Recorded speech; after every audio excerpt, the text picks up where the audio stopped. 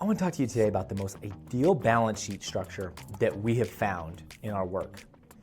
I'm Steven. I'm the CEO of Perspective. We are an advisory firm that really gets to look under the hood of some very unique and interesting balance sheets. And what we all have to remember is that assets, net worth, are supposed to be the funding mechanism for our goals. It wasn't supposed to be a number. You know, I can have $10 million of land that produces no income, has no liquidity, and it's unlikely I can claim financial independence. It's just at that point a number. So we need to talk about structure. Now, I know most people want to talk about the number, and we're going to get to numbers at the end here, but I want to talk about structure, ideal balance sheet structure first. And that is off this framework that we've created called the perfect trifecta. 3-part. First part is you've got to have equity in what you're an expert in. You own a business that you're an expert in. That can mean that you're a business owner, that can mean you're an executive at that business, or you are just investing in the space in which you're an expert. It is not, I bought into some AI company that might be the next one. I bought into gold and silver 50 years ago or 5 days ago. It's not Bitcoin. That's not where you're an expertise. I'm talking about buying equity, buying assets that are in your expertise, the domain of your expertise. That's key number one. Key number two is passive income, which most of the time is real estate. And I say that lightly. Most advisors would not endorse real estate. But I don't mean all types of real estate. I'm talking about the pretty, commercial, triple net, low responsibility type of real estate. I'm not talking about the 5 college rentals where you got to deal with property managers or you got to deal with the tenants directly. That's not passive income. We like to use a metaphor. We have a client who owns a Starbucks building and he gets $25,000 a month to do nothing. That is actually passive income, and that makes a lot of sense in the ideal balance sheet. Third thing, liquidity. Now, liquidity is going to make most sense to sit in the stock and bond markets, less so to sit in the bank earning nothing. Now, that could be a brokerage account, it could be a cash management account, you're trying to get yield, you're investing it, trying to grow it, but you've got liquidity. Liquidity is the feel-good piece of the perfect trifecta. And you know, we've never found someone who has $1 million in just cash who's upset about that. That is a peace of mind. Now we want to try to get that cash earning as much yield as possible, but liquidity is a good thing. And a part of this, a lot of times retirement accounts do get sucked into it.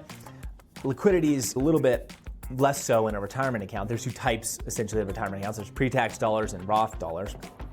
Now, we're finding that a lot of folks are building up too much pre-tax money. They thought tax rates were going to go down. Their situation really has not allowed tax rates to go down for them per se. And so they're not picking up a ton of benefit.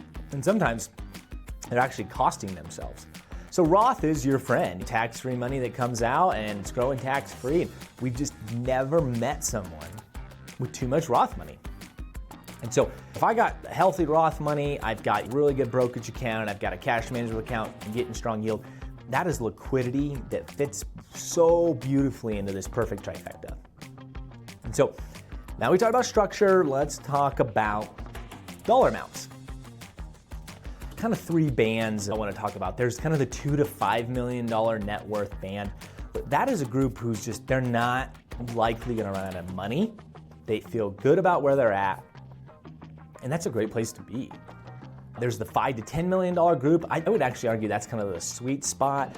That group is not concerned about running out of money. A legacy is being now funded as possible, and they can fly first class. They can have a second home in the warm climate, and they feel really good about that. 10 plus million, we call them the DECA club, where things start to get interesting, complicated, unfortunately, most of the time. They can invest in whatever they want. They've got a ton of friends who are always investing in unique stuff.